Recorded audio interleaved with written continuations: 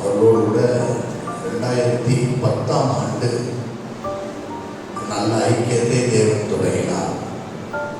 அருமையான பலன் மூலமாக பாஸ்டர் ஐயாவோட ஒரு ஐக்கியத்தை கொடுத்தார். நான் ஒரு வாலிப குழுவாக சுவிசேஷங்களை அறிவிக்கும்படியாக விரும்பின பொழுது இந்த மாவட்டங்களிலே எனக்கு யாருமே தெரியாது. அப்போ வளர்ந்த நேரம் பாஸ்டரை அறிமுகப்படுத்தினார். அவர் சொன்னார், எங்கள் பகுதியில் வந்து நீங்கள் சுவிசேஷம் சொல்லுங்க. ஒரு ஆத்துவ தரிசனத்தோடு சுவிசேஷ பாகத்தோடு கொண்ட ஒரு நல்ல ஒரு தேவதாசர் வாலிபர்களை உற்சாகப்படுத்துவதும் ஊக்கப்படுத்துவதும் அவருக்கு ரொம்ப எளிமையாக இருந்தது. அவர் ஒரு பெரிய போதகராக இருந்த போதும் அவரோடு கூட பழக்க நாட்கள் ரொம்ப எளிமையாக இருந்தார். என்னுடைய திருச்சபைக்கு ஒரு 3 முறை அவர் வந்திருக்கிறார். அந்த 3 முறையும் அவர் கொடுத்த தேவனுடைய வார்த்தை, தானியலை பற்றி ஒரு முறையும், மோசையை பற்றி ஒரு முறையும், பண்டிகைகளை பற்றி ஒரு முறையும் 3 செய்திகளை சபைக்கு அவர் கொடுத்தார். எங்களோடு நல்ல பயணித்து எளிமையாக கூட்டத்தை பார்க்க மாட்டார், எவ்வளோ பேர் வராங்கன்னு கேட்க மாட்டார், எங்கே தங்கினாலும் அவர் தங்கிக்குவார். எங்கள் வீட்டில் அவங்க இருக்கிறக்கூடிய ஒரு பெரிய பாக்கியத்தை ஆண்டவருக்கு கொடுத்தார். இந்த கிருபாசனத்தின் மூலமாகத்தான் இங்கே இருக்கிற நிறைய கிருபாசன சபைகளுக்கு போய் கிராமங்களை சந்திக்க கர்த்தர் கிருபை தந்தார். அருமையான தேவதாசன் எங்களோடு கூட பேசி கொண்டிருக்கும் போதெல்லாம் எங்களை உற்சாகப்படுத்த தைரியமாக செய்யுங்க, யாருக்கும் பயப்படாதீங்க. அவருடைய பிரசங்கமும் அப்படித்தான் இருக்கும். அவருடைய மரணம் செய்தியை நேற்று அருமையான வல்லனை சொல்லும் பொழுது ரொம்ப எங்களுக்கு ஷாக்கிங் ஆகிடுச்சு. ஒரு இக்கால ஊழியர்களுக்கு ஒரு முன்மாதிரியான வாழ்க்கையை வாழ்ந்து விட்டு இருக்கிறார்கள். அவங்க எங்களோடு பேசும்போது நான் நேற்று கூட எங்கள் சபையில் சொல்லும்போது சொன்னேன், பெந்தேகோஸ்தே ஸ்தாபனம் என்பது சாதாரணதல்ல. இன்றைக்கு ரொம்ப கம்ஃபர்டபுளாக இருக்குது மினிஸ்ட்ரிஸ். ஆனால் அதனுடைய அஸ்திபாரம் பல தியாகங்களை செய்து பல பரியாசங்களையும் நிந்தைகளையும் சுமந்து கிறிஸ்துவுக்காக எல்லாவற்றையும் சகித்து இந்த மார்க்கத்தை அவங்க கட்டி எழுப்பி இருக்கிறாங்க. இன்னைக்கு இத்தனை பெரிய தேசத்தில் வளர்ச்சி எழும்புவதற்கு காரணமே பெந்தேகோஸ்தே திருச்சபைகள் தான். அதற்கு தேவனுடைய பரிசுத்தவான்கள் கொடுத்த கிரயம் ரொம்ப அதிகம். இன்னைக்கு கட்டடம் எழுப்பினதுனால ரொம்ப லகுவான ஊழியங்களை இப்பொழுது செய்வதற்கான வாய்ப்பு இருக்கிறது. அவர் சொல்வது மட்டுமல்ல, அதன்படி செய்து காட்டி போயிருக்கிறார். அவருடைய ஊழியங்கள், அவருடைய வாழ்க்கை முறை எங்களோடு தங்கின நாட்களிலே அது பேசிக்கொண்டிருக்கிறது, இன்றைய வரையும் பேசிக்கொண்டிருக்கிறது. இயேசு கிறிஸ்து சொன்னது போலவே யோவானை குறித்து அவன் எரிந்து பிரகாசிக்கிற விளக்காயிருந்தார். அருமையான ஐயா அவர்கள் இந்த தீவுக்கு ஒரு விளக்காக வந்தார். அநேக நாள் அவருடைய வெளிச்சத்தில் நாம் களி கூற மனதாக இருந்தோம். இன்றைக்கு பாருங்க, பைபிள் சொன்னது போலவே யோவான் 1:10 கர்த்தருடைய நாளிலே அவர் ஆவிக்குள்ளாகி அப்பொழுது ஒரு எக்கால சத்தத்தை அவர் கேட்டது போலவே தேவனுடைய நாளிலேயே அவர் எப்படி அந்த ஊழியக்காரர் மீட்டிங்கில் ஷேர் பண்ணதை நான் கேட்டேன். மரணத்தை குறித்து ஒரு 20 நிமிஷம் வீடியோ போட்டிருந்தாங்க. அது ரொம்ப பிரயோஜனமாக இருந்தது. இப்படி நான் பேசி நான் பார்க்கல. 20 நிமிஷம் தன்னுடைய மரணம் எப்படி இருக்க வேண்டும், மரணத்தை எப்படி நடத்த வேண்டும், எங்கெங்கிறதெல்லாம் ஊழியக்காரங்க வருவாங்க, அவங்கள நீங்கள் ரிசீவ் பண்ணணும், எப்படி இருக்கணும், என்ன நடத்தணும், என்னுடைய ப்ரொசஷன் எப்படி இருக்கணும்னு சொல்லி இவ்வளவு தெளிவான ஒரு நிறைய மரணங்களை பார்த்துருக்கிறேன் சொல்லுவாங்க. ஆனால் ஒரு 20 நிமிஷத்துக்கு மேலே தன்னுடைய மரணத்தை குறித்ததான, அப்படி என்றால் அவருடைய கிறிஸ்துவுக்குள் வாழ்ந்த அவருடைய தைரியத்தை நான் பார்க்கிறேன். ஏன்னா நான் மரிச்சா யாரும் அழக்கூடாது, ஏன்னா நான் இயேசுவோடு கூட இருக்கும்படியாய் போயிருக்கிறேன். அதனாலே அருமையான தேவதாசர் எங்களை போன்ற ஊழியர்களை எங்கள் வீட்டுக்கு வந்தாலும் எங்கள் சபைக்கு வந்தாலும் எப்பொழுதுமே சொல்வது, தைரியமாக ஊழியம் செய்யுங்க, மூச்சு இருக்கிற வரையும் ஊழியம் செய்யுங்க, வாழ்நாள் இருக்கிற வரையும் நீங்கள் கர்த்தருக்காக ஊழியம் செய்யுங்க. ஆண்டவர் உங்களோடு கூட இருக்கிறார். கர்த்தருடைய அபிஷேகம் உங்களுக்கு கூட இருந்தால் ஒரு மனுஷனும் எதிர்த்து நிற்கவே முடியாது. அதை சொல்வது மட்டுமல்ல, அதை வாழ்ந்து காட்டி அவர் சென்றிருக்கிறார். வேதத்திலே 3 மரணங்கள் இருக்கிறது. ஆபிரகாமின் மரணம் இஸ்மவேலையும் ஈசாக்கையும் ஒன்றாய் இணைத்தது. ஈசாக்கின் மரணம் ஏசாவையும் யாக்கோபையும் ஒன்றாய் இணைத்தது. நீங்கள் அங்கே மரண நாளில் பார்த்தீங்கன்னா அங்கே 2 பேர் இருப்பாங்க. இயேசுவின் மரணமும் புறஜாதியாரக நம்மையும் வாக்குத்தத்தமாக பண்ணப்பட்ட யூதர்களையும் ஒன்றாய் இணைக்கிறது. அதே ஸ்லாக்கியத்தை நாம் பெற்றுக்கொள்கிறோம். மரணம் எப்பொழுதுமே அது வலிமை உள்ளது, அது இணைக்கக்கூடிய ஆற்றலை பெற்றது. அருமையான கர்த்தருக்குள் ஓடின அவர் அந்த சாட்சியை சொல்லி முடிக்கும்போது சொல்கிறாரு, என் வாழ்க்கையை எடுத்துக்கிட்டு அதுபடி வாழுங்கள், வேற எதையும் என்னதை பார்க்காதீங்க, என்னுடைய வாழ்க்கை முறையை பார்த்துங்க. அதனால் நீதிமான் மரித்தும் பேசப்படுவான் நான் நம்புகிறேன். அவருடைய மரணம் அநேக நாட்களாக கர்த்தருடைய வருகை மறையும் அநேக ஊழியர்களுக்கும் சபையாரிடத்திலும் அவருடைய மரணம் பேசப்படும் என்பது நிச்சயம். அதனாலே அவருடைய அதை கேட்ட உடனே நேராக கண்டிப்பாக வரணும்னு சொல்லிட்டு நான் அண்ணன் வளர்கிட்ட கூட சொல்ல, அவர்களுக்கும் ஒரு பாக்கியம். எனக்கு ரொம்ப சந்தோஷம். சில மரணங்களை நம்ம பார்க்கவே முடியாது, மருத்துவமனையில் நடக்கும், வீட்டு உள்ள இருக்கும். ஆனால் தேவ ஆலயத்தில் ஒரு சிலர் பலிபிடத்திலே அவரோடு இருக்கிற ஒரு ஸ்லாக்கியத்தை பெற்றிருக்கிறதுக்காக நான் நன்றி செலுத்துகிறேன். ஏனென்றால் எலியாவுடைய மரணத்தை காணக்கூடிய ஒரு பாக்கியத்தை எலிசாவுக்கு கொடுத்தார். அந்த மரணம் அது மரணமாக அமையவில்லை, அவருடைய ராப்சரை பார்க்க அவன் நான் சொல்லும் போது அண்ணா அப்படி தான் சொன்னாங்க. ஆனால் எப்படின்னா இருந்தாங்க, பேசிகிட்டே இருந்தாங்க, 1 நிமிஷம்தான், 1 செகண்ட் தான், ஒரு ராப்சர் மாதிரி இருந்தது அந்த மரணம். உடனடியாக நாங்கள் தாங்கி பிடிச்சோம். ஒரு சத்தம் தான், அதோட அவர் பேச்சு இல்லை. அவருடைய மரணத்தை தைரியமாய் சந்தித்திருப்பார் என்றால் கிறிஸ்துவுக்குள்ளாக அவர் நல்ல போராட்டத்தை போராடி ஓட்டத்தை ஜெயமாய் முடித்தார். இனி அவர் நம்மிடத்தில் அல்ல, நாம் தான் அவரிடத்தில் போகிறோம். அதனால் இப்படிப்பட்ட மரண நாட்களிலே நம்மை சீர்படுத்தி ஸ்திரப்படுத்தி இந்த நல்ல ஓட்டத்திலே, தொடர் ஓட்டத்திலே அவர் மோடி முடித்து விட்டார்.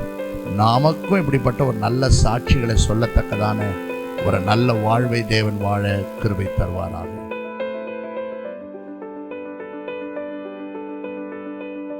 நம்ம எல்லாரும் ஒன்று சேர்ந்து அவருக்காக அவர் செய்த ஊழியங்களை நினைத்து நாம் யோசித்து கொண்டிருக்கிற போது எதுவும் சொல்லுகிறது, நான் கிறிஸ்துவை பின்பற்றுகிறது போல நீங்களும் என்னை பின்பற்றுவதாக இருங்கள் என்று வேதத்திலே சொன்ன வார்த்தையின்படி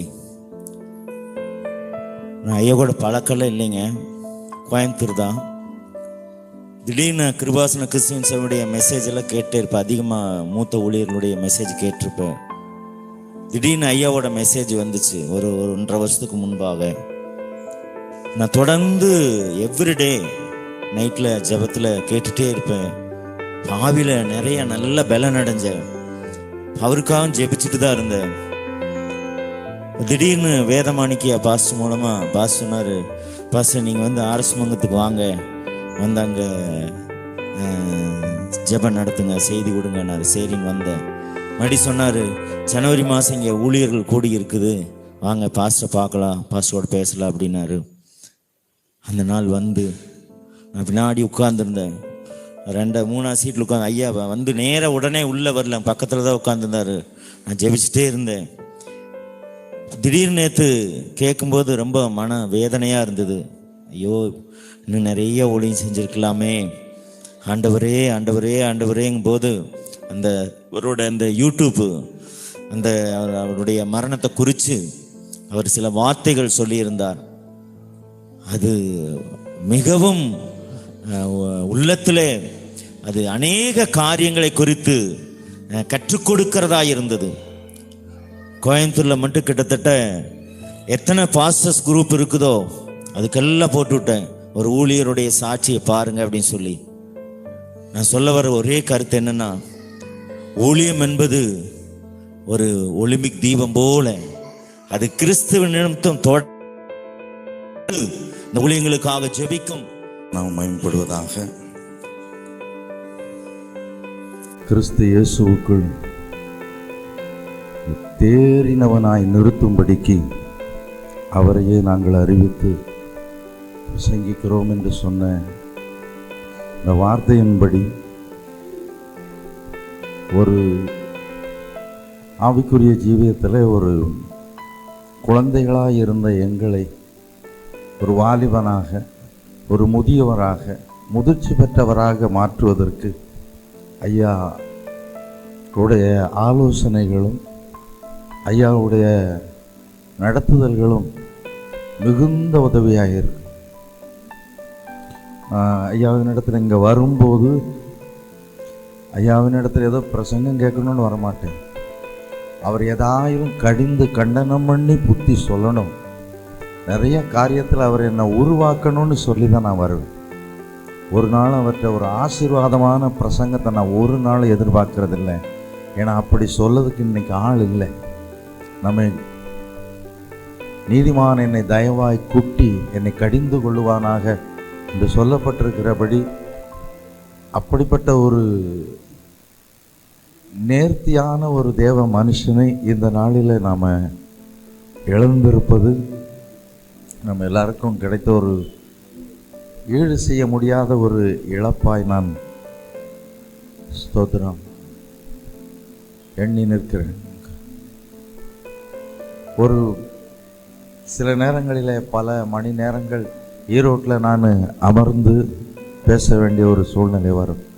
அந்நேரத்தில் ஒரு குழந்தை போல் என்னோட பேசுவார். ஒரு மோசே எப்படி தேவனோட முகமுகமாய் பேசினாரோ அதுபோல் முகமுகமாய் பேசக்கூடிய ஒரு நல்ல பாக்கியத்தை ஆண்டவர் எனக்கு கொடுத்தார். அநேக சத்தியங்களையும் ஆவிக்குரிய ஜீவியத்தில் ஒரு ஊழியக்காரன் எப்படி இருக்க வேண்டும், எப்படி வளர வேண்டும் என்பதை குறித்து மிக அற்புதமாய் தெளிவாக கற்றுத்தரக்கூடிய ஒரு நல்ல அற்புதமான ஒரு தேவ மனுஷன். அவரிடத்திலே நான் பழகின அத்தனை நாட்களும் எனக்கு கிடைத்த ஒரு நல்ல பாக்கியமாக நான் கருதுகிறேன். அப்படிப்பட்ட ஒரு தகப்பனை இழந்திருப்பது மிகுந்த வேதனைக்குரிய ஒரு காரியம். ஆனாலும் ஐயாவினுடைய வார்த்தை, ஒருபோதும் நீங்கள் என் மரணத்தில் அழக்கூடாது, நான் கர்த்தருடைய ராஜ்யத்துக்கு செல்லுகிறேன், ஆகையினாலே சந்தோஷமாய் வழி அனுப்பி வைக்க வேண்டும் என்று சொல்லியிருக்கிறார். ஸ்தோத்திரம். ஆனாலும் அந்த அழுத்தத்தை தாங்க சற்று கடினமாக இருக்கிறது.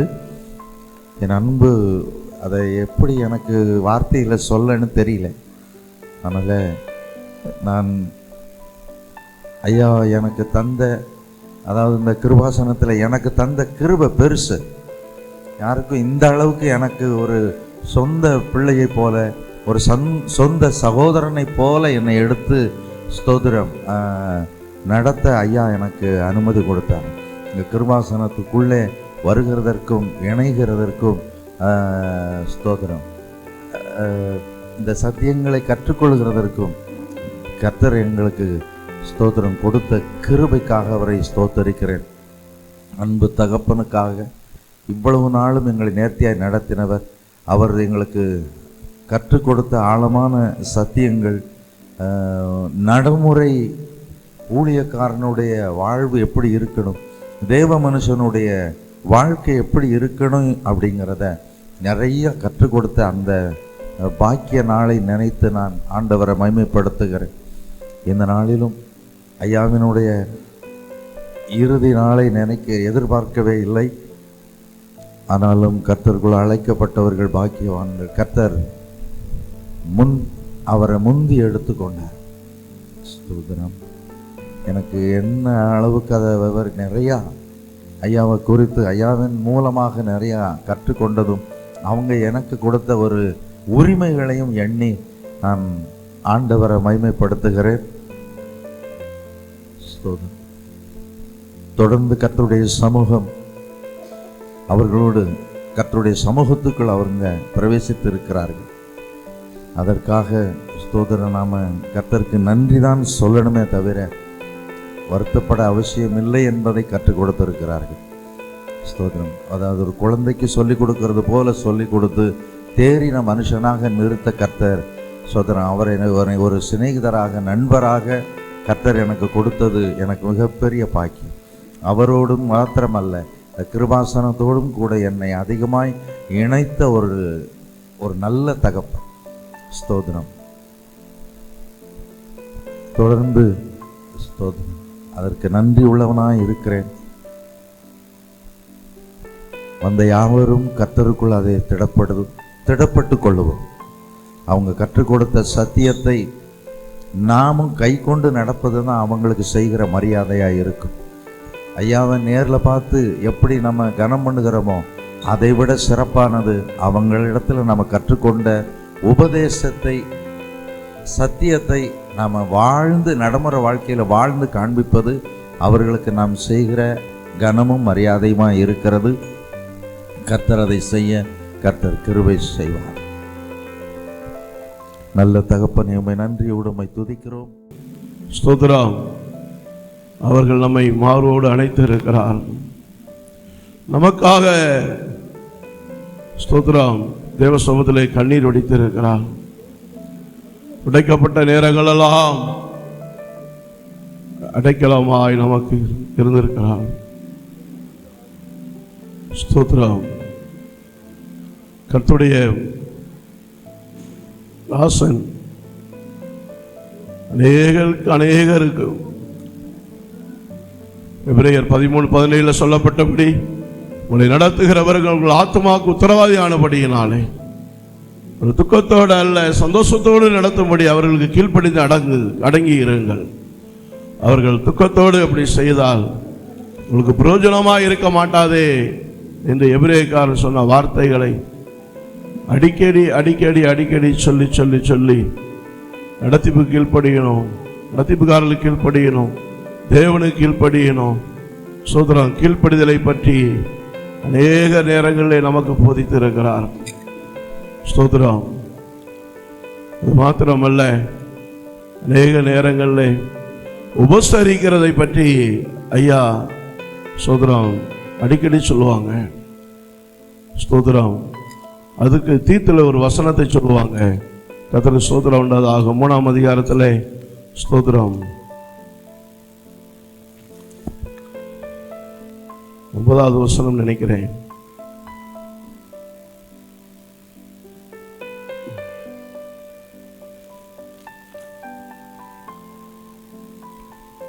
பதினாலாவது வசனம். ஸ்தோத்திரம். சாரி 13-14 சொல்லுவாங்க. நியாய சாஸ்திரியாகிய சேனாவுக்கும் அப்போலோவுக்கும் ஒரு குறைவில்லாதபடிக்கு அவர்களை ஜாக்கிரதையாய் விசாரித்து வழிவிட்டு அனுப்பு. நம்முடையவர்களும் கனியற்றவர்களாயிராதபடி குறைவுகளை நீக்குகிறதுக்கு ஏதுவாக நற்கிரிகளை செய்ய பழகட்டும் என்று சொல்லுவாங்க. இந்த வசனத்தை அடிக்கடி அடிக்கடி அடிக்கடி சொல்லுவாங்க. நற்கிரியை செய்ய பழகணும். நற்கிரியை நான் என்னன்னு முதல்ல படிங்க. நற்கிரியை நான் என்னன்னு கற்றுக்கொள்ளுங்க. வெறும் பிரசங்கம் மட்டும் இல்லடா. ஸ்தோத்திரம். நற்கிரியை செய்ய பழகுங்கன்னு சொல்லி அநேக விஷயங்களில் அவங்க வாழ்க்கையில கடந்து வந்த எல்லாவற்றையும் அநேக நேரங்களில் சாட்சியாக தனிமையாக இருக்கும்போதும் சரி, கூட்டங்களையும் சரி, ஸ்தோத்திரம் சாட்சியாக பகிர்ந்திருக்கிறார்கள். அதில் 13ஆம் வசனத்தில் சொல்லப்பட்டபடி நியாய சாஸ்திரியாகிய சேனாவுக்கும் அப்போலோவுக்கும் ஒரு குறைவில்லாதபடிக்கு அவர்களை ஜாக்கிரதையாய் விசாரித்து வழிவிட்டு அனுப்பு என்று சொல்லுவாங்க. ஸோ அது நம்மிடத்துல நம்மளை தேடி வர்றாங்க, நம்மகிட்ட வந்திருக்கிறாங்க அப்படின்னு சொன்னால் அவங்களுக்கு ஒரு குறைவும் இல்லாதபடி அவங்களை நல்லபடியாக விசாரித்து தங்க வைத்து சாப்பாடு கொடுத்து ஸ்தோத்திரம் அவங்களுக்கு நமக்கு பிரியமானதை சமைச்சு கொடுக்கக்கூடாது, அவங்களுக்கு என்ன பிரியமோ அதை செஞ்சு கொடுக்கணும். அப்பதான் அவங்க சாப்பிடுவாங்க. நமக்கு பிரியமானதை நம்ம செஞ்சு கொடுத்தோம்னா அவங்க சிலர் சாப்பிடுவாங்க. ஆனால் வந்திருக்கிறவங்கள்ட்ட உங்களுக்கு என்ன சாப்பாடு பிடிக்கும், உங்களுக்கு என்ன வேணும், காலையில் என்ன டிஃபன் சாப்பிடுவீங்க, மத்தியானம் என்ன சாப்பாடு சாப்பிடுவீங்க, நைட்டுக்கு உங்களுக்கு சோதரா என்ன கொடுக்கலாம், இதெல்லாம் கேட்டு தான் செய்யணும். அவங்களுக்கு பிரியமானதை செஞ்சு கொடுத்தா தான் அவங்க சாப்பிடுவாங்க. அப்போ தான் அது அவங்களுக்கு பிரியமாக இருக்கும், அவங்களுக்கு சந்தோஷமாக இருக்கும். நமக்கு பிரியமானதை செஞ்சு கொடுத்தோம்னா ஏதோ செஞ்சு கொடுத்தாங்க அதனால சாப்பிட்டேன்னு சொல்லி சாப்பிடுவாங்க. சிலர் வேண்டாம் விருப்பம் சாப்பிடுவாங்க, சிலர் பசிக்கு சாப்பிடுவாங்க. ஆனால் அவங்களுக்கு பிரியமானது என்னங்கிறத கேட்டு விசாரித்து அதை செஞ்சு கொடுத்தோம்னா அது அவங்களுக்கு சந்தோஷமாக இருக்கும் அப்படின்ட்டு சொல்லுவாங்க. வந்த இடத்துல அவங்கள தங்க வைக்கிறதுலேருந்து குளிக்க வைக்கிறதுல இருந்து ஸ்தோத்திரம் வந்ததுலேருந்து போகிற வரைக்கும் ஒரு குறைவில்லாதபடிக்கு ஸ்தோத்திரம் அவர்களை விசாரித்து வழிவிட்டு அனுப்பணும் அப்படிங்கிற பகுதியை அடிக்கடி சொல்லுவாங்க. அதனாலே ஸ்தோத்திரம் இங்கே வந்திருக்கிற நாமும் கூட ஐயாவுடைய இழப்பை நமக்கு எல்லாருக்கும் துக்கம்தான். ஆனால் அதன் மத்தியிலையும் ஐயா நமக்கு போதித்திருக்கிறதான போதனைகளை நாம் கைகொண்டு அதை செயல்படுத்துகிற வேண்டும். ஸ்தோத்திரம் அதுதான் நாம் அவர்களுக்கு செய்யப்போகிறதான மிகப்பெரிய நன்றி கடனாக காணப்படுகிறது. கர்த்தருடைய பரிசுத்த நாமம் மகிமைப்படுவதாக. தேவர் குலத்திலிருந்து வந்திருக்கிற பாஸ்டர் சாமுவேல் அவர்கள் ஸ்தோத்திரம் சில வார்த்தைகளை சொல்லி சாட்சி சொல்லுவார்கள், ஜெபிப்பார்கள்.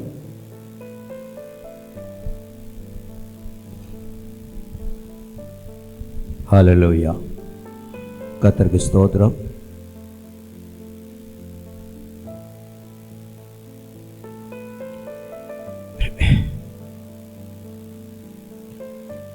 நேற்று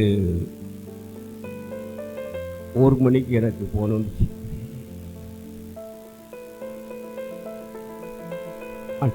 அன்னைக்கு மயங்கி கிளம்பி பார்க்க வரணும்னு சொல்லி காலையில் நைட்டே பிறப்பு ஒன்றே பார்க்க வந்தேன். கர்த்தருடைய கிருபைனால என்ன பெரியன்னு இறந்துட்டாங்க.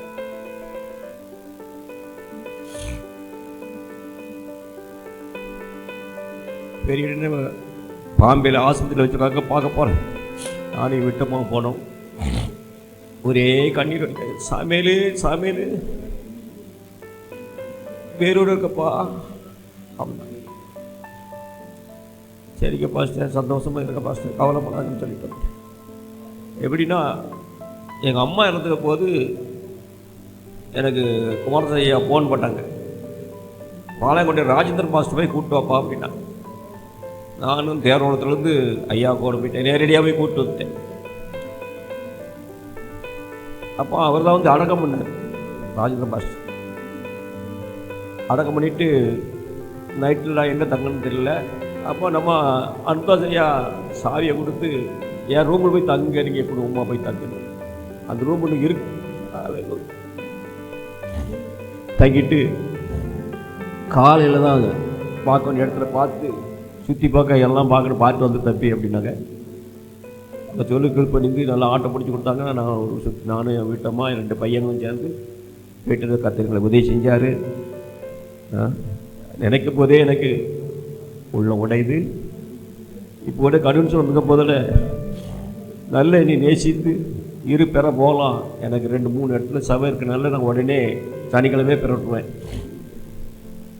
ஆண்டோடைய கிருபைனால இப்படியான புஷ்பங்களை காண முடியாது. என்ன நல்ல அன்புள்ள ஐயா சொன்னபடி நல்ல அன்பான வார்த்தைகளை கொடுப்பாங்க. இல்லாதே என் பையன் கல்யாணத்துக்கு, மூத்த பையன்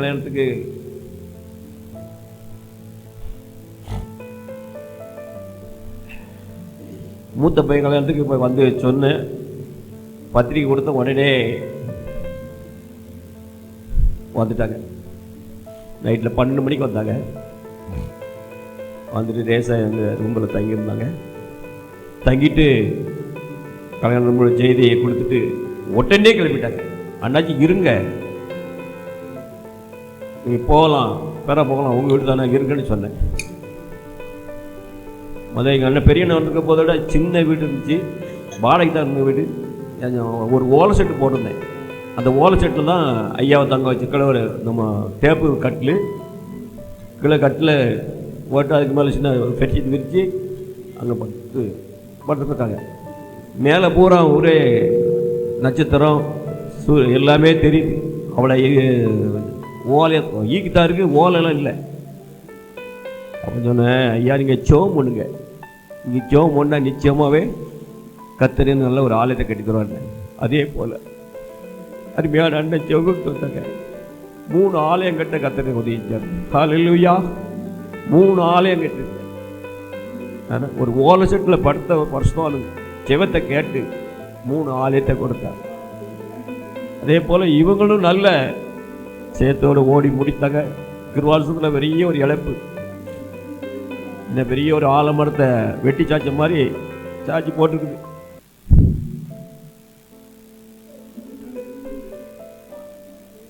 கிருபாசனத்தில் இங்கே மும்பை பட்டணத்தில் தமிழ்நாட்டில் ஓடி ஓடி ஓடி ஓடி ஊழிய செஞ்சாங்க. ஊழியத்தை நம்ம கர்த்தருடைய பிள்ளைகள் தான் செய்யணும். நான் வந்திருக்க போதெல்லாம் அம்மா இடத்துக்கு வந்த போதெல்லாம் இதெல்லாம் கட்டலை.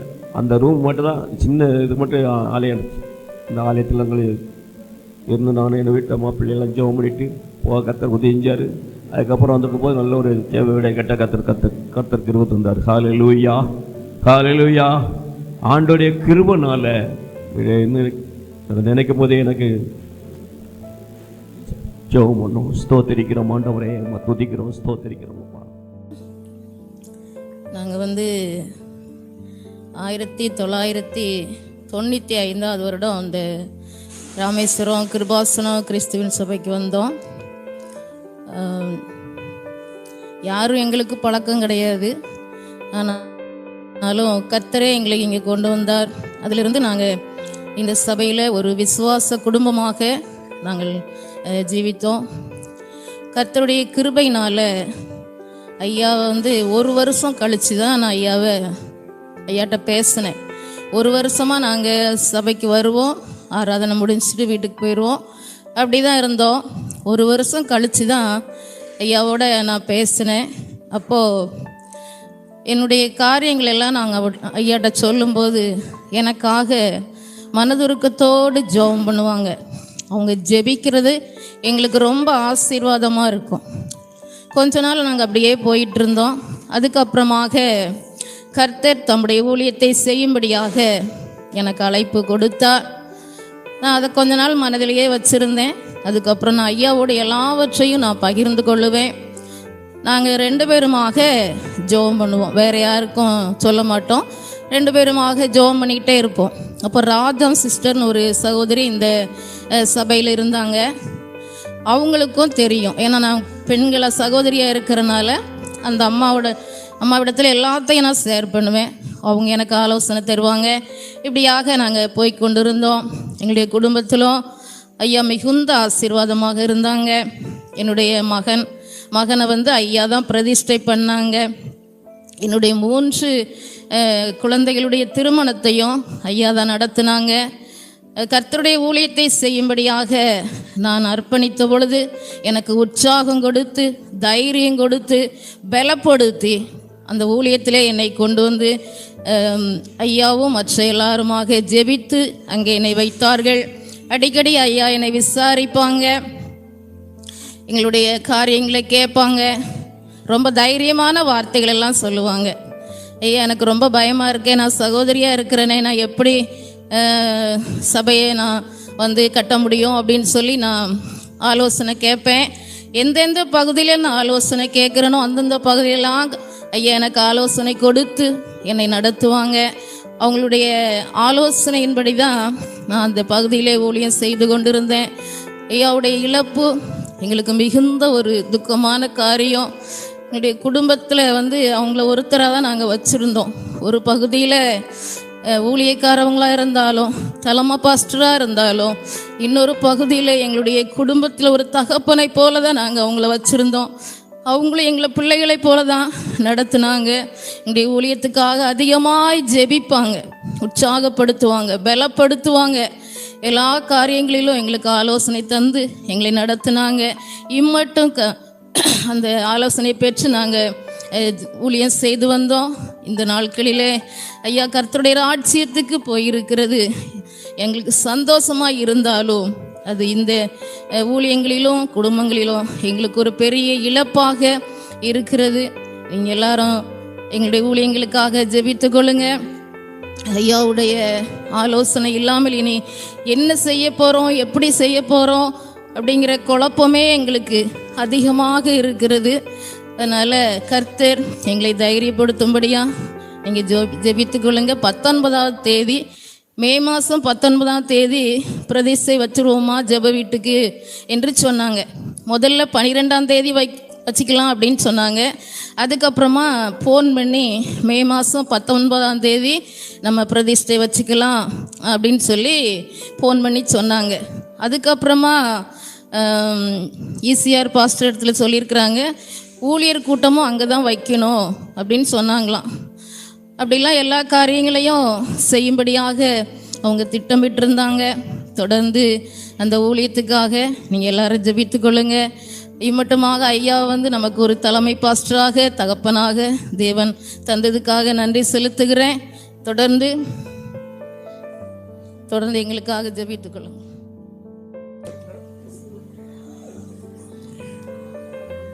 அடியாலையும் சாட்சியானத்திற்காக தேவனை துதிக்கிறேன். பாஸ்டர்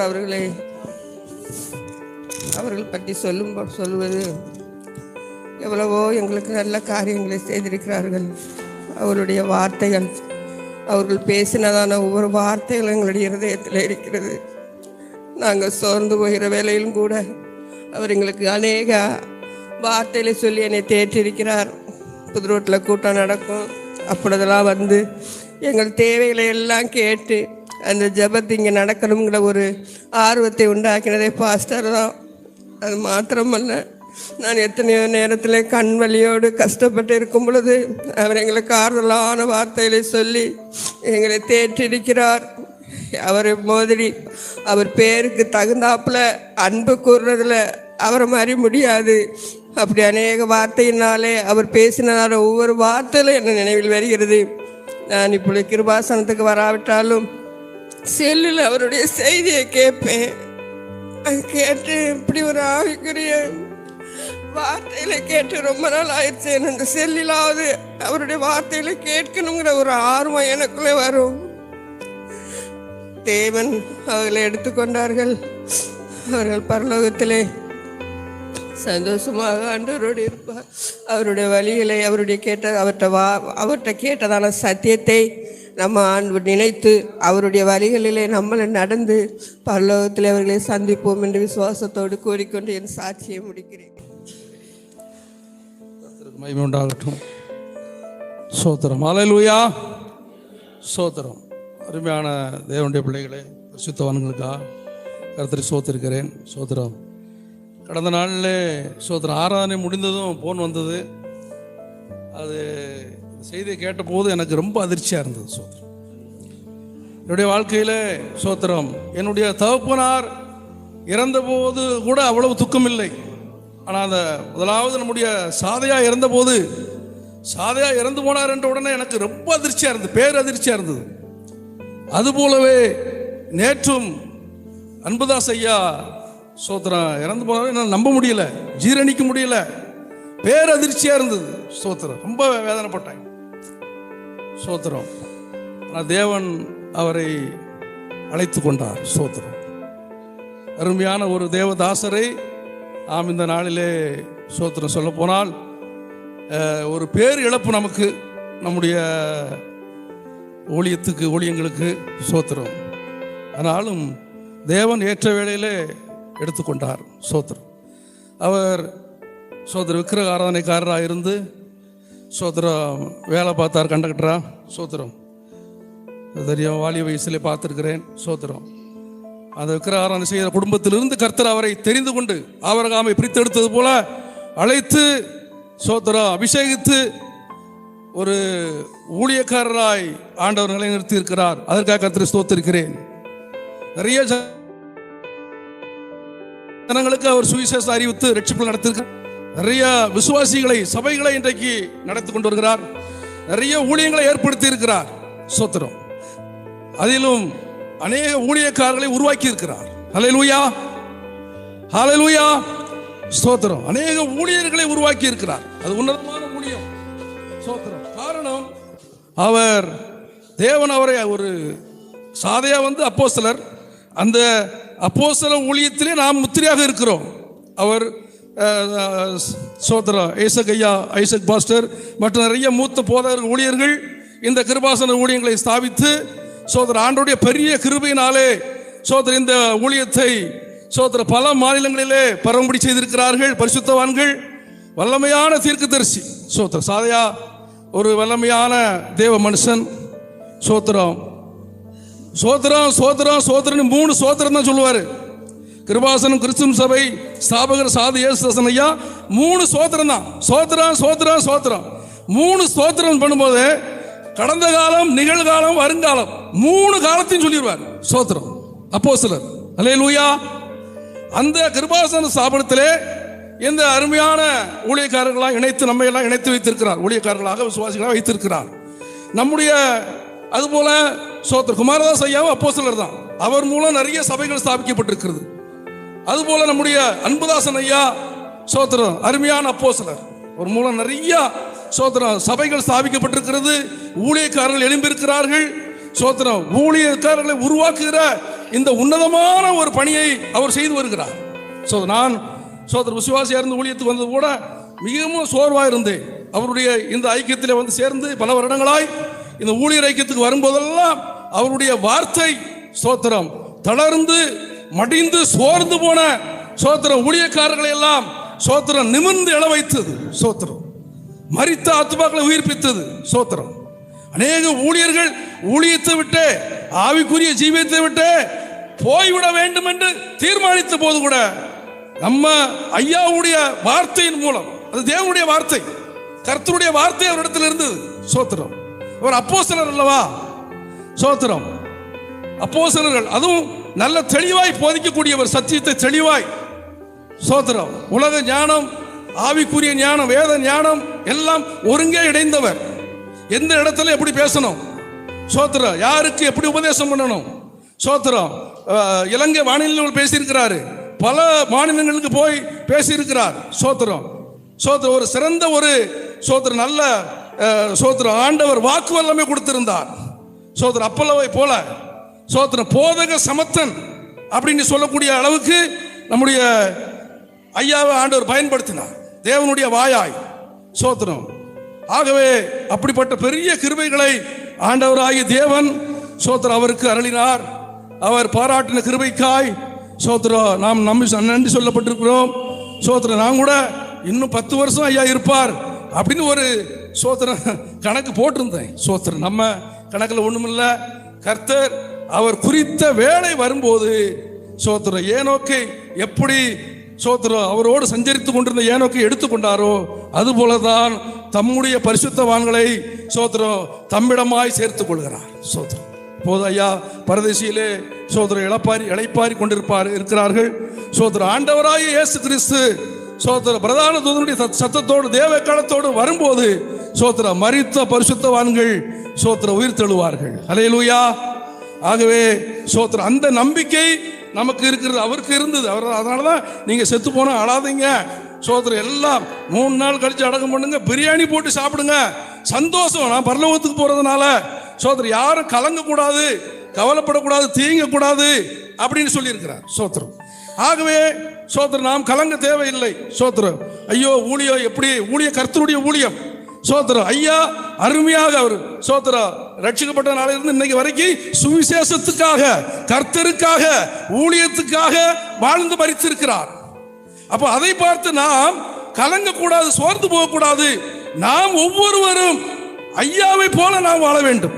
சோத்திரம். ஐயாவை போல அவர் முழு மூச்சாக சோத்திரம் கர்த்தருடைய காரியத்துக்காக, சுவிசேஷத்துக்காக வாழ்ந்தாரோ அதுபோல நாமும் ஒவ்வொருவரும் வாழ வேண்டும்.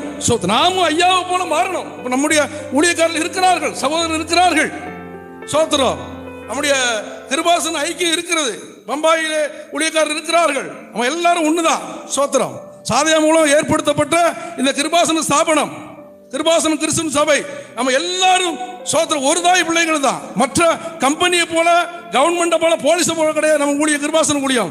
ஒரு குடும்பத்தில் உள்ள ஊழியத்தை போல, ஒரு குடும்பத்து ஒரு தாய் தகப்பனுடைய பிள்ளைகளுடைய போல இந்த ஊழியம் நடந்து வருகிறது. ஆதியிலிருந்து சாதையா காலத்திலிருந்து அப்படித்தான் வருது. சோத்திரம். ஆகவே நாம் கலங்க தேவையில்லை. எல்லாரும் ஒருவருக்கொருவர் சோத்திரம். நான் பவுலை சேர்ந்தவன், கேபாவை சேர்ந்தவன் என்று யாரும் சொல்ல வேண்டாம். சோத்திரம். நாம் எல்லாம் கர்த்தருடைய ஊழியக்காரர்கள். சோத்திரம். இந்த கிருபாசன ஸ்தாபனத்திலே தேவன் நம்மை நாட்டி வைத்திருக்கிறார். சோத்திரம். ஆகவே நாம் எல்லாரும் ஒருவருக்கொருவர் சோத்திரம் தங்களிலும் மற்றவர்களை மேன்மையுள்ளவராக கருதி சோத்திரம் அன்பு கூர்ந்து சகோதர ஐக்கியத்திலே சோத்திரம் நாம் இன்னும் வளர வேண்டும். ஒவ்வொருவரும் நம்ம அன்புதாஸ் ஐயாவை போல ஊழியம் செய்ய வேண்டும். இந்த ஐக்கியத்தில் சோத்திரம் எனக்கு ரொம்ப சோத்திரம். கொஞ்சம் பேர் இந்த தமிழ்நாட்டில் ஐக்கியத்தில் இருந்தாலும் ஒருவருக்கொருவர் இந்த ஊழியக்காரர் சகோதரர்கள் சோத்திரம் 2 மாசத்துக்கு ஊழியர் கூட்டம். அதுபோல எல்லாரும் ஒருவருக்கு ஒருவர் ஜெபம், ஒருவரை ஒருவர் விசாரிக்கிறது, ஒருவருக்கு ஒருவர் உதவி செய்யறது. இந்த கூட்டத்தில் நம்ம பிரதர்லாம் இருக்காங்க. சோத்திரம். ஹென்றி பிரதர் இருக்காரு, டேவிட் பிரதர் இருக்காரு, சோத்திர தேனி அருள் பிரதர் இருக்காரு, எல்லா பாஸ்டர், எல்லா ஊழியர்களுமே இந்த ஐக்கியத்தில் உள்ளவங்க ஒருவருக்கு ஒருவர் ஊக்கமா ஜெபம் பண்றவங்க, விசாரிக்கிறவங்க, உதவி செய்யறவங்க. எனக்கு நிறைய உதவி நன்மைகள் செய்திருக்காங்க இந்த சகோதரர்கள் ஆரம்பத்தில். சோத்திரம். சோதர் ஊழியம் வளர்றதுக்காக ஐயா கூட சோதர் 2-3 முறை கன்வென்ஷனுக்கு வந்திருக்கிறார். அப்போ நான் காணிக்க கொஞ்சம் கொடுப்பேன், அவர் அதிக அமௌண்ட்டை கொடுத்துருவாரு. ஐயா நான் தான் உங்களுக்கு காணிக்க தரணும், நீங்கள் எதுக்கே தரீங்கன்னா இல்லை, இது சுவிசேஷ ஊழியம் பிரதர், புது ஊழியம் கட்டப்படுது இந்த பகுதியில், சோத்திர சுவிசேஷம் பரவணும், அதனால் நான் சோத்திர இந்த சுவிசேஷ ஊழியத்துக்காக நம்ம செலவு பண்ணணும். சோத்திரம் காணிக்க நான் வாங்கக்கூடாது, சுவிசேஷத்துக்காக செலவு பண்ணி ஒவ்வொரு தடவை வரும்போதும் ஒரு பெரிய தொகையை அந்த நீங்கள் கடன் வாங்கி கஷ்டப்பட்டு செலவு பண்ணக்கூடாது அப்படின்னு சொல்லி கொடுத்துட்டு போயிடுவார். சோத்திரம். அப்படி சோத்திர சுயநலத்துக்காக பண ஆசை பொருளாசை உள்ளவர் அல்ல. சோத்திரம். மற்ற ஊழியர்களை எப்படியாயிலும் தூக்கி விட வேண்டும். சோத்திர கர்த்தருடைய நாமம் மையப்பட வேண்டும். சோத்திர ஊழியம் கட்டப்பட வேண்டும், ஊழியக்காரர்கள் உருவாக்கப்பட வேண்டும், அதுவே அவருடைய நோக்கம். ஆகவே இன்னும் இதற்கு மேலே சோத்திர நாம் அனைவரும் சகோதரர்கள், தேவனுடைய ஊழியக்காரர்கள், தேவனுடைய பிள்ளைகள். ஆகவே ஒரு மனதோடு சோத்திர ஒருவருக்கு ஒரு அன்பு கூர்ந்து சோத்திர ஒருவருக்காக ஒருவர் ஜெபம் பண்ணி உதவி செய்து இந்த ஊழியத்தை நிறைவேற்ற வேண்டும். இப்போது இருக்கிற பார்க்கிலும் ஆண்டவர் இன்னும் 1000 மடங்கு பெருக பண்ணுவாராக. இன்னும் சோத்திர இந்த ஊழியம் இன்னும் ஆசீர்வாதமா இருக்கும். ஏன்னா கர்த்தருடைய ஊழியம் ஒரு மனுஷனுடைய ஊழியம் அல்ல. சோத்திர கர்த்தருடைய ஊழியம். தேவன் தாம் தெரிந்து கொண்ட காரியத்தை அவர் செய்ய நினைத்து தடைபடாது. இன்னும் ஆயிரக்கணக்கான லட்சக்கணக்கான தேவனுடைய பிள்ளைகளை, ஆத்மாக்களை சோத்திர ஆண்டவராகிய தேவன் நமக்கு சோத்திரம் நம்முடைய கிரீடத்திலே சோத்திரம் மகுடமாக சோத்திரம். ஆண்டவர் பவுல் சொன்னது போல என்னுடைய கிரீடத்திலே எனக்கு மகிழ்ச்சியின் கிரீடமானவர்கள் சொல்றார் விசுவாசிகளை. ஆக நாமும் சோத்திரம் இந்த ஆத்மாக்களுக்காக, இந்த உலக பொருளுக்காக அல்ல, பணத்துக்காக புகழுக்காக அல்ல, சோத்திரம் ஒரே நோக்கம். சோத்திரம் தேவனுடைய நாமம் மையப்பட வேண்டும், ஆத்மாக்கள் சோத்திரம் ரட்சிக்கப்பட வேண்டும். அந்த நோக்கத்தோடு நாம் ஒவ்வொருவரும் பாடுபடுவோம். சோத்திரம் ஆண்டவர் இந்த ஊழியத்தை இன்னும் சோத்திரம் ஆசீர்வதிப்பார். சோத்திரம் நம்மை இன்னும் 1000 மடங்கு ஆசீர்வதித்து கர்த்தராகிய தேவன் பெருக பண்ணுவாராக, தம்முடைய நாமத்தை மையப்படுத்துவாராக. சோத்திரம் கர்த்தருக்கு சோத்திரம். ஆமென்.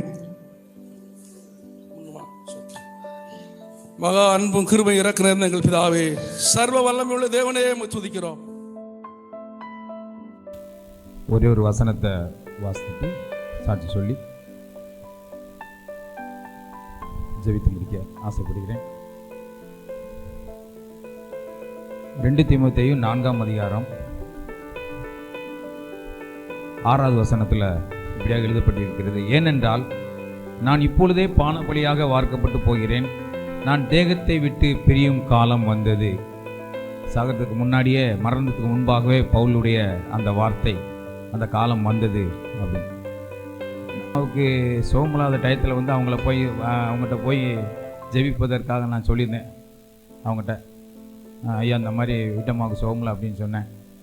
எங்கே இருக்குது அப்படின்னாங்க, உங்கள் ரூமில் தான் இருக்கிறேன் அப்படின்னா. இப்போ வந்துருந்தேன் அப்படின்னு என்ன செஞ்சுருக்காங்க, தங்கச்சி மரத்தில் இருந்து என்னன்னு தெரியலையே அப்படின்ட்டு அங்கேருந்து வந்துக்கிட்டு இருக்கும்போது 2 வீலரில் கரெக்டாக ராமேஸ்வரத்துக்கு பக்கத்தில் பஸ் ஸ்டாண்ட் பக்கத்தில் வரும்போது பார்த்தீங்க அப்படின்னா குறுக்க ஏதோ ஒன்று வந்து கீழே விழுந்தவங்க சரியான அடி காலில். அடிபட்டாலும் எந்திரிச்சு என்ன செஞ்சாங்க அப்படின்னா வண்டியை எடுத்துகிட்டு மக்கள்லாம் அவங்கள தூக்கி விட்டுட்டாங்க. பை அந்த வண்டி பக்கத்தில் உள்ள அந்த இதில் ஒரு பேக் வச்சுருந்தாங்க. அந்த பேக் வச்சுட்டு கரெக்டாக இங்கே வந்து அதை என்கிட்ட சொல்லவே இல்லை. இங்கே வந்த பிறகு தான் என்னப்பா இந்த மாதிரி ஒரு விஷயம் அப்படின்னா சரிப்பான்னு சொல்லி முடிச்சுட்டு, உன் மனைவிக்கு வந்து பயங்கரமான ஒரு போராட்டமாக இருக்குது போல், அது அந்த போராட்டம் யாரை வந்து தாக்குது, என்னையை வந்து என்ன செஞ்சுருக்கு, வரவிடாமல் தாக்கியிருக்கு, ஜெபம் பண்ண அப்படின்னு சொல்லிட்டு ஜெபம் பண்ணிட்டாங்க. ஜெபம் பண்ணி முடிச்சுட்டு மற்ற காரியங்களை எல்லாம் செஞ்சுட்டு உதவியெல்லாம் செஞ்சுட்டு அதுக்கு பிறகு தான் சொல்கிறாங்க, இங்கே பாரு அப்படிங்கிறாங்க, தொடையில் இவ்வளவு விழுந்து அதை அப்போ அவங்க அந்த நேரம் கவனிக்கலை, இப்போ தான் அவங்களே கவனிச்சிருக்கிறாங்க என்கிட்ட சொல்லும் போது. இவ்வளோ பெருசாக இருந்துச்சு.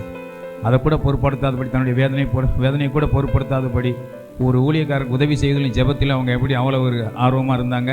கரெக்டாக அந்த வண்டி இதுக்குள்ளே அந்த ஸ்ப்ளெண்டர் வண்டி உள்ளே வருது. உள்ளே வந்த உடனே பார்த்தீங்க அப்படின்னா அந்த கைப்பிடி வந்து தானாக கலண்டு கீழே விழுது. அந்த பேக்கில் தான் பணம்லாம் என்ன செஞ்சிச்சு இருந்துச்சு. அது அங்கனுக்குள்ளேயே விழுந்திருந்தாலும் ஒன்றும் தெரியாது. ஆனால் கரெக்டாக அதான் சொல்கிறாங்க அவங்க, எப்படி தான் அந்த கைப்பிடி விழுந்துச்சு இவ்வளோ நேரம் தாங்குச்சுனே தெரியல அப்படின்னு. ஆனால் கர்த்தர் என்ன செய்வார், அப்படியாக நடத்தினா நிறைய காரியங்களை எனக்கு என்ன செய்வாங்க, அவங்க ஆலோசனை சொல்லுவாங்க ஊழியத்தில் எப்படின்னு இருக்கணும்னு. பிரிவுங்க ரொம்ப கஷ்டமாக தான் இருக்குது. ஆனால் தேவன் இது முதல் அவங்களுக்கு நீதியின் கிரீடம் அவங்களுக்காக வைக்கப்பட்டு இருக்கிறது. நீதியுள்ள நியாயாதிபதியாக கர்த்தர் அந்நாளிலே அதை அவங்களுக்கு தந்துருவார் என்று விசுவாசிக்கிறோம். ஒரே ஒரு பாடல் பாடி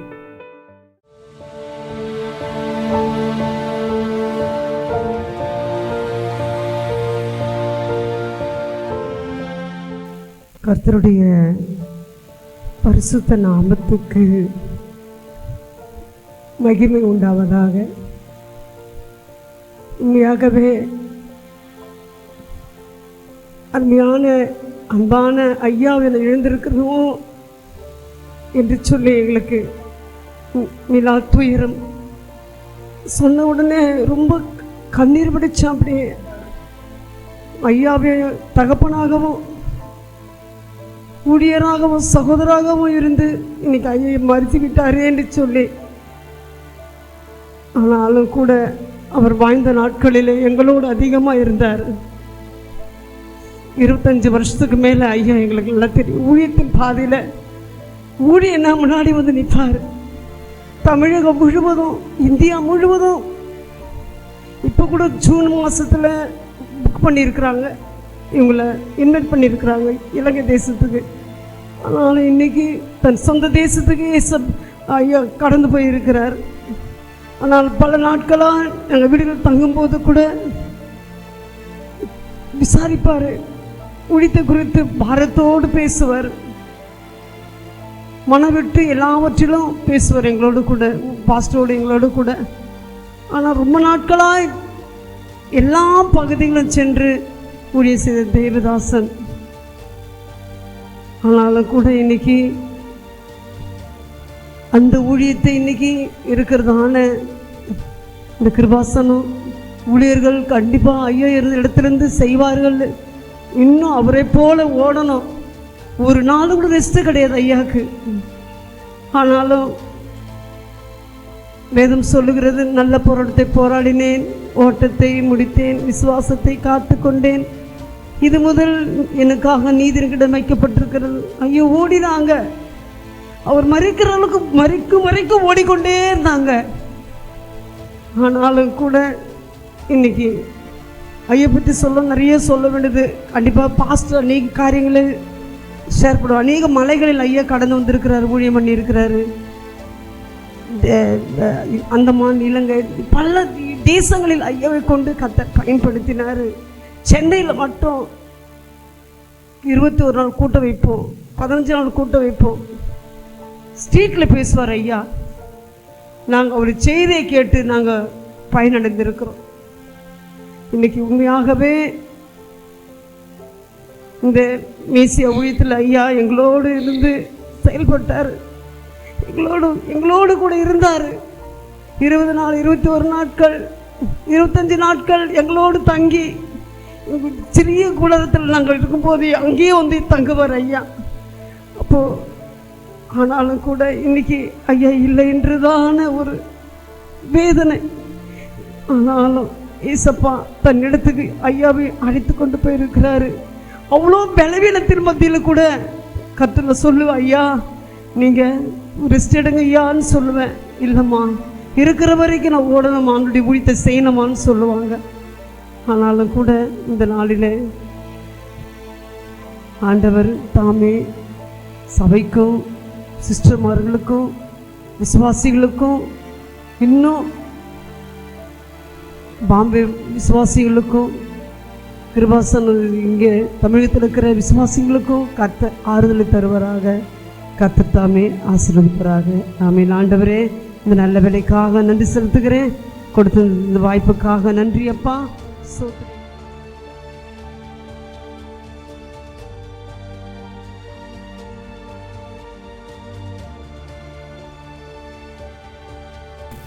பரிசுத்த நாமத்துக்கு மகிமை உண்டாவதாக. நான் என்னோட உள்ள பழக்கத்தை, என்னோட உள்ள அவர் பழகிற பழக்கத்தை அவர் சாட்சி சொல்லலாம். அவர் எங்கே நம்மளை பார்த்தாலும் நம்மளை நேசிக்கிற ஆள். தனியாக எங்கேனா கண்டுட்டாலும் விட மாட்டாப்புல. வேறு எங்கேயாவது ஒரு ஃபங்க்ஷனில் ப்ரோக்ராமில் பார்த்துட்டாங்கன்னா நம்ம கையை விடவே மாட்டார். பிடிச்சிக்கிட்டே ஒன்றாவே இருந்து, ஒரு ஆவிக்குரிய இடமா இருந்தாலும் சரி தான், அல்லது ஒரு ஆவிக்குரிய காரியம் இல்லாத இடத்துல நாங்கள் சந்திச்சிட்டா கூட என்னை விட மாட்டார். கடைசி வரைக்கும் ஒன்றாவே இருப்போம். இதில் நமக்கு என்ன தெரியுதுன்னா, அவர் பேர் எப்படியோ அது மாதிரி எங்களுடைய ஸ்நேகம் இருந்துச்சு. அன்புதாசன் அன்பில் ஒரு குறையில்லாமல் நம்மள்ட்ட பழகுவார். அப்படிப்பட்ட ஒரு அனுபவத்தில் நாங்கள் இருந்தோம். அல்லேலூயா. அதுக்கடுத்து எங்கே கண்டாலும் ஒரு சாதாரண ஒரு வீட்டில் ஒரு சின்ன ஒரு பிரதர்ஸ்ட்டை என்னையும் கூப்பிட்டுருந்தாங்க. நானும் போனேன், இவர் அங்கே இருந்தார். எங்களுக்கு அங்கே வேலை இல்லை. அந்த இடத்துல ஊழியக்காரங்களாம் போயிருந்தோம். எங்களுக்கு அங்கே ஒரு மேன்மையான இடத்தையோ அப்படி கொடுக்கல. முழுசாக உலகமான சம்பவம் நடந்துச்சு. அப்போ நாங்கள் 2 பேரும் யோசிச்சுட்டே இருந்தோம். அப்போ கூட சொன்னார், இப்படி தான் இருக்கும் சிங்கியானவன், யோசிக்கக்கூடாது, அவங்களுக்கு நம்ம புரிய வைக்க முடியாது, இந்த சூழ்நிலையும் நம்ம அன்பாக இருந்துட்டு போவோம் அப்படின்னு சொல்லுவார். அதுக்கடுத்து அவர் நமக்கு என்ன பிடிச்சிருக்குன்னா, போன இடத்துலையும் பாஸ்டர்னு சொல்கிற ஒரு மேன்மையை எதிர்பார்க்கலை. 2 பேருமே சும்மா ஒரு பாயில் உட்காந்துட்டு அவங்க கொடுக்குற சாப்பாடை சாப்பிட்டுட்டு சும்மா சாதாரண, அது 2 பேர் ஊழியக்காரர் மாதிரி கிடையாது, சாதாரண ஆட்களை விட மோசமாக தான் நாங்கள் இருந்துட்டு வந்தோம். அது தன்னை தாழ்த்து ஒரு அனுபவம் இருக்குங்க. அது எனக்கு ரொம்ப பிடிக்கும். அப்புறம் உற்சாகப்படுத்துவார். லேசாக போன போய்ட்டு, என்ன எல்லா பேரும் ஒரு மாதிரி கிளம்பிட்டான், நீங்கள் என்ன அடித்து பறத்திக்கிட்டு போக்கானு என்ன கேட்பார். நான் சொல்லுவேன், ஐயா அடித்து பறத்திக்கிட்டு போகிறதுக்கு வரலையா, நம்ம கொடுத்த ஊழியத்தை செஞ்சால் போதும் அப்படின்னு சொல்லி அப்படி சொல்லுவேன் அவர்கிட்ட. ஆனால் என்கரேஜ் பண்ணுவாப்புல, அப்படி இருக்கக்கூடாது, இங்கே அப்படி பெருசாகனு கிளம்புன்னு மற்ற ஆளுக்கெல்லாம் பார்த்தியா இப்படி இருப்பான்னு சொல்லி என்கரேஜ் பண்ணுவார். நல்ல உண்மையான ஒரு ஸ்நேகத்தை நம்மகிட்ட பழகுவார். அப்படிப்பட்ட ஒரு பேருக்கேற்ற அன்பு தாசன் அவர். அன்பில் ஒரு நாளும் நம்மள்ட்ட குறையாக இருந்ததில்லை. அது அவருக்கு இந்த நேரத்தில் நம்ம ஒரு நாமத்துக்கு, கர்த்த நாமத்துக்கு மகிமையாக இந்த சாட்சியை சொல்லணும். கர்த்த நாமம் மகிமைப்படும். அல்லேலூயா. ஐயாவை பல ஆண்டுகளாக எனக்கு தெரியும். ஸோ நான் ரட்சிக்கப்படுற காலங்களில் இருந்தே ஐயாவோட எனக்கு பழக்கம் உண்டு. என்னை அநேக ஆலோசனைகளுக்குள்ளே நாட்கள் நடத்தியிருக்காங்க. அநேக ஆலோசனைகள் நான் துக்கப்பட்டு பிளவினப்பட்டு இருந்த காலங்களில் நான் என்னுடைய ஆலோசனைக்கு நான் அவங்கள்ட்ட போவேன். அவங்கள அந்த சமயத்துக்கு ஏற்ற வார்த்தைகளை சொல்லி அவங்க என்னை நடத்துனதில் அவங்களுக்கு அதிக பங்கு உண்டு. அதே போல் அவங்களுடைய ஊழியங்களை பார்க்கும்போது அநேக ஜனங்களை அறுவடை செய்யும்படியாக அவங்க தலைவர்களை உருவாக்கியிருக்காங்க. நிறைய பாஸ்டர்ஸ், நிறைய தலைவர்களை, மீட்பர்களை உருவாக்கிறத நான் கண்ணால் பார்த்துருக்கேன். ஸோ தேவநாமம் மகிமைப்படுவதாக. அந்தரங்கத்தில் பார்க்குற பிதா வெளியரங்கமாக பதில் தருவார்னு சொன்னது போல் இந்த தீவில் வந்து அநேக சாட்சிகளை நம்ம பார்க்க முடியும். அது வெளியே தெரியாமல் இருக்கலாம், தெரிஞ்சது கொஞ்சம்தான். அந்த நீங்கள் உங்கள் சபைகளில் பார்க்குறது கொஞ்சம், ஆனால் அவங்க விதைச்சி முளைச்சிருக்க ஊழியங்கள் அதிகம். அல்லேலூயா. அவங்க இந்திய தேசம் முழுவதும் அப்படி ஒரு பெரிய ஊழியம் பார்த்துருக்காங்க. அவங்க கடைசியாக விரும்பினது என்னன்னு நான் ஃபீல் பண்ணுறேன் அப்படின்னா, நான் விட்டுட்டு போனதால சொல்லுவாங்க, ஏசு பரலோகத்துக்கு போன உடனே பரலோகத்துலேருந்து அவங்க கேட்டாங்களாம், ஒரு உயிரை கொடுத்து ஒரு ஊழியம் பார்த்துட்டு வந்தீங்கல்ல, அதை யார்கிட்ட கொடுத்துட்டு வந்தீங்க அப்படின்னு. அப்போ அங்கே ஏசு பரலோகத்துலேருந்து பூமியை பார்த்து சொன்னாராம், கீழே அந்த 11 பேரையும் இங்கே காட்டி, நான் சீசர்கள்ட்ட தான் அந்த ஊழியத்தை கொடுத்துட்டு வந்திருக்கேன் அப்படின்னு சொன்னாராம். அவங்க தான் இந்த உலகம் முழுவதும் போய் அந்த தேவனுடைய ராஜ்யத்தை பரப்புனாங்க. ஸோ அதே போல் ஐயா பரலோகம் போயிட்டாங்க. அங்கே போய் நின்றாலும் நீங்கள் பார்த்த ஊழியத்தை யார்கிட்ட கொடுத்துட்டு வந்தீங்க அப்படின்னு கேட்பாங்க. அப்போ அவங்க பரலோகத்துலேருந்து இப்படி கீழே பார்ப்பாங்க. யாரை பார்ப்பாங்க? இதை கை தூக்குவோமே, தேங்க்யூ தேங்க்யூ தேங்க்யூ தேங்க்யூ, இத்தனை பேர் தானா? இல்லையா? ஆமாம், நிறைய பேர் கை தூக்கியிருக்காருன்னு நான் ஃபீல் பண்ணுறேன். என்ன, நம்மள்ட்ட தான் அந்த ஊழியத்தை விட்டுட்டு போயிருக்காங்க. அதை தான் இயேசு கிறிஸ்துடைய 12 சீசர்கள் தேசமெங்கும் எப்படி கொண்டு போய் செலுத்தினாங்களோ, இதே போல் அவர் விட்டுட்டு போன ஊழியத்தை உண்மையிலேயே உரிமையாக அந்த ஊழியம் நீங்கள் நம்ம எடுத்துக்கிடுவோம்னா தேவனுடைய ராஜ்யத்தை கட்டும்படியாக நம்மளை தாழ்த்தி ஒப்பு கொடுப்போம். கண்களை மூடி, பிதாவே இயேசு ஆவியானவரே துதிக்கிறோம். 9 மணிக்கு ஆராதனை தொடங்கினா 2 மணிக்கு தான் அந்த கொடுக்குற அந்த வைத்தங்கஞ்சி என்னால் மறக்க முடியாது.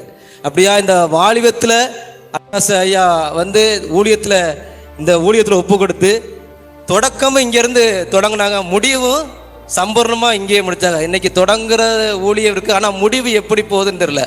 இப்போ ஆட்களில் இந்த சிறு வயதிலேயே அவர் கைகளை எப்போதும் நாங்கள் இருக்குது. இந்த நாட்களில் ஊழியத்தில் அந்த நாளில் பார்த்தோம்னா நாங்கள் விளையாண்டுக்கிட்டு இதெல்லாம் இருப்போம். அந்த நேரத்தில் எனக்கு வயசு வந்து ஒரு 7 வயசு 6 வயசு தான் 8 வயசு தான் இருக்குது. ஆனால் நல்லா யாகம் இருக்குது. கிருபாசனம் என்னுடைய ஒரு சொந்த குடும்பம் போல். அநேகர் வந்து சில இடர்கள்னால போயிருக்கலாம், ஆனாலும் எனக்கு ஒரு முன்மாதிரி. இன்றைக்கி என்னுடைய சகோதரர் மற்ற இருக்கிறவர்களாக கிருபாசனத்தில் அதிலே வளர்ந்து இருக்காங்க.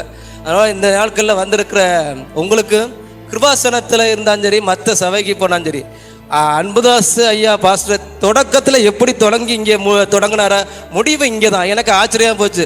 ஒருவேளை இன்னைக்கு ஸ்தாபனம் வளர்ந்துருக்கு, ஒருவேளை வேற எங்கே அடக்காராதனை பண்ணுவாங்கன்னு சொல்லி. ஆனால் பார்த்தா எனக்கு ஒரு ஆச்சரியம், இங்கே வாட்ஸ்அப்பில் பார்க்கும்போது அவர் தொடங்கின இடத்துல அவர்களை அடக்கம் பண்ணுறதுக்கு கர்த்தர் என்ன செய்வார், கிருபைப்படுக்க. அப்போ நம்ம எடுத்துக்கொள்கிற ஒரு இது வேதம் இவ்வளவா செய்கிறது.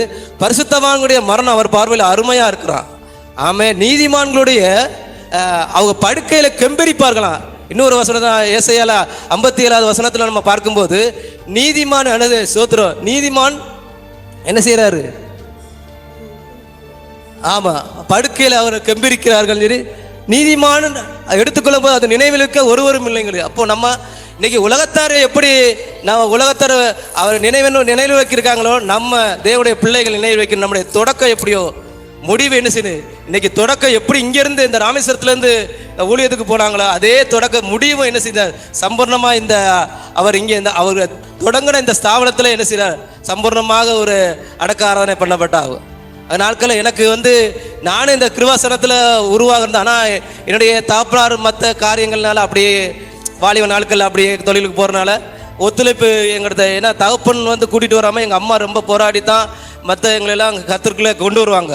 நான் சொல்கிறது அறுவீசா டிக்கெட் இருக்கும்போது, அப்போ அப்படி ஓடி இருக்கும்போது அப்படியே வாலிப நான் வந்து மறுபடியும் வாலிப நாட்களில் தொடப்பட்டேன். ஆனால் என்னுடைய ஆதி அன்பு கிறிஸ்துக்களுடைய அன்பு கிருபாசனத்தில் வந்தனால எனக்கு வந்து எந்த மற்றவர்களை பார்க்கணும் கிருபாசனம் என்னுடைய சபையினுடைய வந்து எனக்கு ஒரு இஷ்டம். எப்படின்னா அவங்களுடைய ஆக்டிவ், அவங்களுடைய எல்லா விதத்துலையும் ஜெபம், அவங்க வந்து எத்தனையோ சபைகளை பார்க்கலாம், ஆனால் அவங்க வந்து பேச்சில் மாத்திரமில்ல செயல்களில் வந்து செயல்படுத்துவாங்க. அப்படிங்கிற யாரையும் எந்த காரியத்தை கொடுத்து அப்படியே நேர எல்லாத்தையும் கண்டித்து உணர்த்துவாங்க.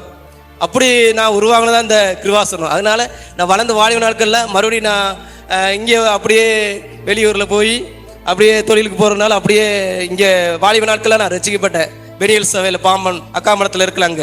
கர்த்தர் விரியால் இன்னைக்கு நான் ஒரு ஊழியக்காரனாக இதம்பாடல் பகுதியில் ஊழியம் செய்துக்கிட்டு இருக்கிறேன்.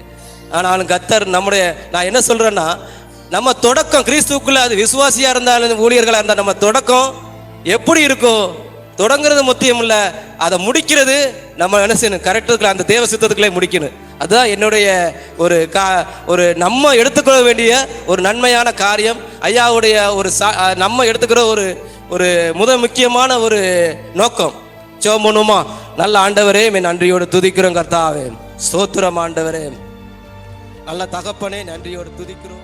குடும்பத்தில் 4 பேர், 4 என்னோட சேர்த்து 5 பேர், எல்லாருக்குமே ஆவிக்குரிய தகப்பனாக பாஸ்டர் தான் இருந்தாங்க. சின்ன சின்ன விஷயங்கள் எதாக இருந்தாலும் எங்கள் அப்பாவும் அம்மாவும் பாஸ்டரை கன்சல்ட் பண்ணாமல் எதுவும் பண்ண மாட்டாங்க. எங்களுக்கு லாஸ்ட் டைம் வந்தப்போ கூட அவருக்கு உடம்பு சரியில்லாமல் இருக்கிறத பார்க்குறதுக்காண்டி குடும்பமாக நான் எங்கள் அக்கா எல்லோரும் வந்து பார்க்கலான்னு வந்தோம். அப்போ கூட பார்க்க முடியல, பாஸ்டர் இல்லை, பாம்பே போயிட்டாங்க. அவர் ஆரம்ப காலத்தில் அங்கே ஆர்எஸ் மங்கலத்தில் இருக்கும்போது அவரோட கூட நான் தான் இருந்தேன். இப்போது வர எல்லாத்துக்கும் சைக்கிளில் போகிறது, அடவலங்கள் போகிறது, வல்லமடைக்கு போகிறது, பூவானிக்கு போகிறது. நானும் பாஸ்கர்னு நம்ம அருள் பாஸ்டரோட தம்பி 2 பேரும் தான் அவரோட கூட இருந்தோம். எங்களுக்கு பாஸ்டர்கிட்ட இருந்து நான் கற்றுக்கிட்ட ஒரு விஷயம் என்னென்னா, இந்த கன்ஸ்ட்ரக்ஷன் ஒர்க்கில் கொத்தனார் என்ன வேலை செய்வாங்க, கல் எப்படி கட்டுவாங்க, நம்ம அடுத்தடுத்து என்னென்ன பண்ணணுங்கிற ஒரு புத்தியை எங்கள் 2 பேருக்குமே சொல்லி கொடுத்தாரு பாஸ்டர். அது வரைக்கும் நாங்கள் இது வரைக்கும் அதை ஃபாலோ பண்ணிக்கிட்டே இருக்கிறோம். ஆனால் பாஸ்டர் வந்து எதையுமே ஆண்டவருக்கு முன்னாக வச்சு எதை வேணாலும் செய்யுங்க, நீங்கள் வெற்றிகரமாக வருவீங்க அப்படின்னு சொல்லுவார். பாஸ்கர் இல்லை, இப்போது நான் இருக்கிறேன். பாஸ்டரோட இறந்துட்டாருன்னு செய்தி 12 மணிக்கு கேள்விப்பட்டோன்னு நான் கிளம்பிட்டேன். இங்கேருந்து சென்னையில் இருந்தேன். அப்பாவுக்கு தெரியப்படுத்தக்கூடாது, அப்புறம் சொல்லிக்கலாம் போனேன். அப்பா ஒரே அழுதுட்டு, அப்பா பாஸ்டர் இறந்துட்டாரு, இப்போ போய் பார்த்துட்டு வா அப்படின்னு சொன்னார். சரி நான் போகிறப்பா அப்படின்னு சொல்லிட்டு நான் வந்துட்டேன். கர்த்தருக்குள்ளே போயிட்டார் பாஸ்டர். நம்ம போய் பரலோகத்தில் அவரை சந்திப்போம். நம்ம நல்லதா